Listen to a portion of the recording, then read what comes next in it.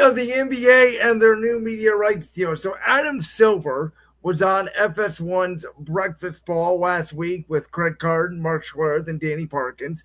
And he pretty much all but confirmed in that interview that the NBA All-Star Game in 2026 is not only going to happen in the afternoon because they are partnering with their new media rights deal with NBC, who is going to air the Winter Olympics right after the NBA All-Star Game. And it does sound like, by the way, the game could also be on Saturday as well, as opposed to Sunday. But because of the Winter Olympics, they're going to do what many fans have called out for of USA versus the world. And I have been consistent on this, and I've talked about this. I know me and you have talked about it and debated it.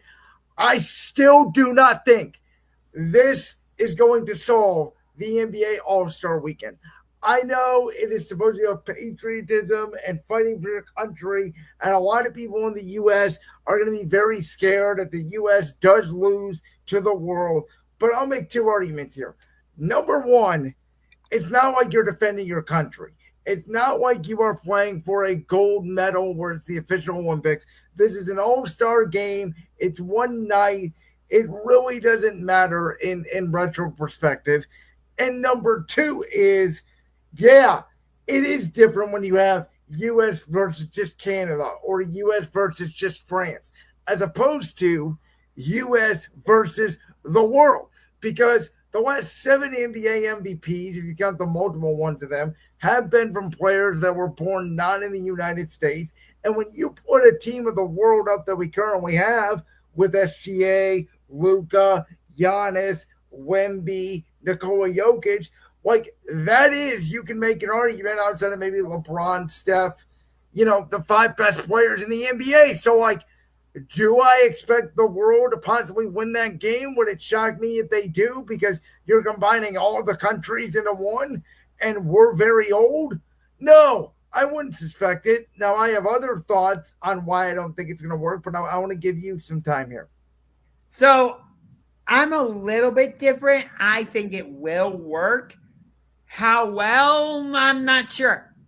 So I disagree with you, but not fully, if you get what I mean.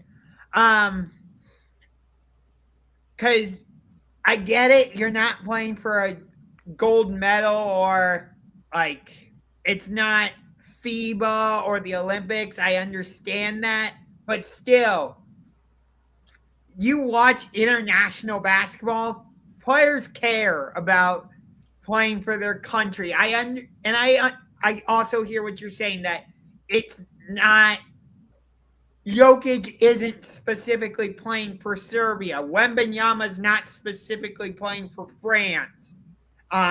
Luka's not specifically playing for whatever. I can't remember what country he's from off the top of my head. Slovenia, I think.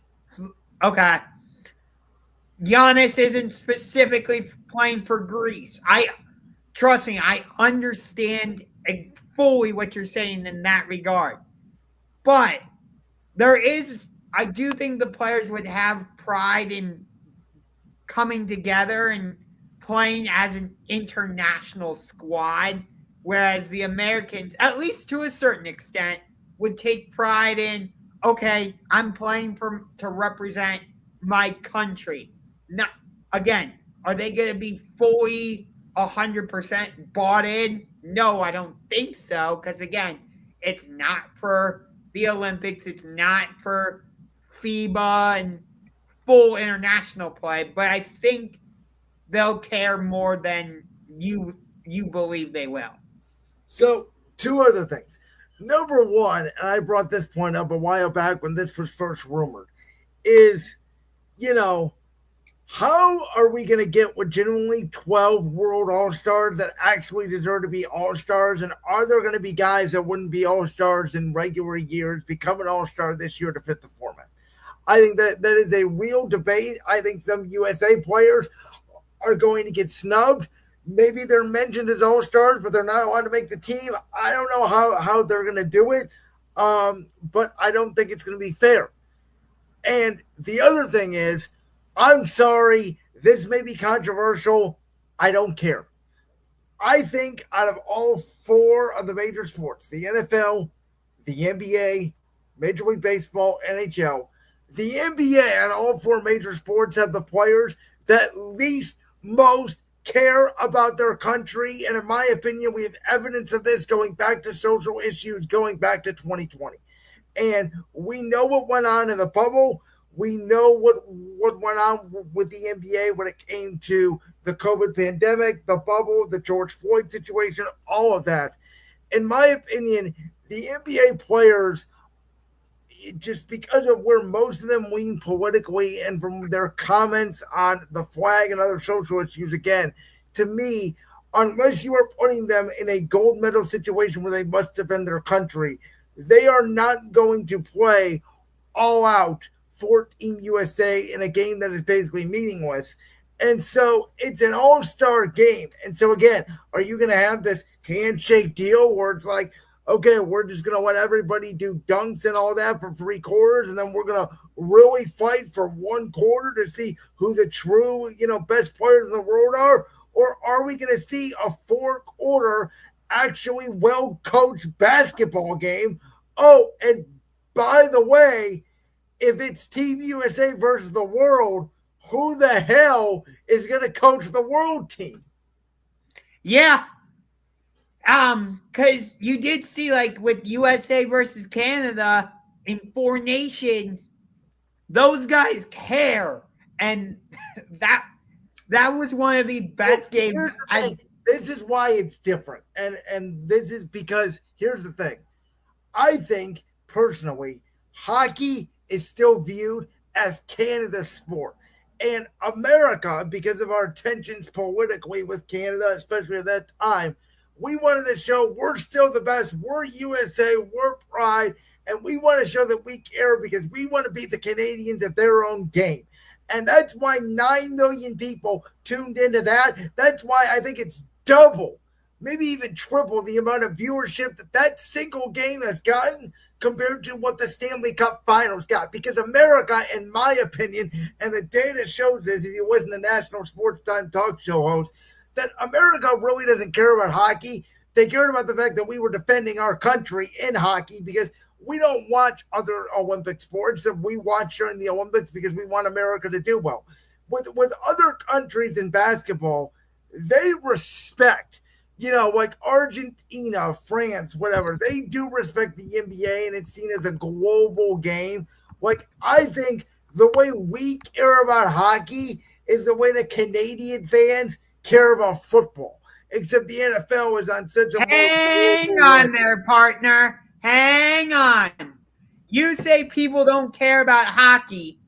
Then tell me why 16.3 million people watched Game 7 of the 2024 Stanley Cup Final between the Edmonton Oilers and the Florida Panthers, where the Edmonton Oilers were trying to come back from down 3-0 to there become. You go. That's why. Hang on.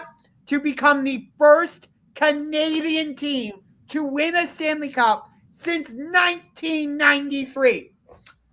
If people don't care about hockey, why almost 17 million people tune in to watch? Because tell me that, partner. It was Game 7. There was nothing else on television that night. Oh, don't give me that bullshit. No, that's the Don't give me that bullshit. No, that is the complete reason why, because it was a Game 7. Go look at the difference between Game 6 and Game 7 and tell me what the numbers were.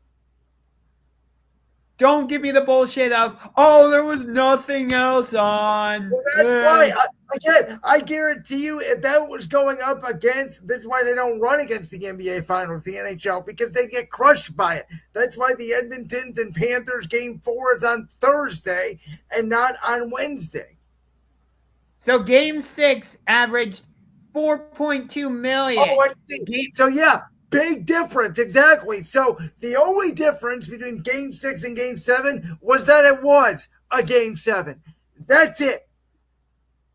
Okay, that's still 4.2. That's almost 5. So you can't tell me that there's not an audience. We'll get to the hockey. Ay.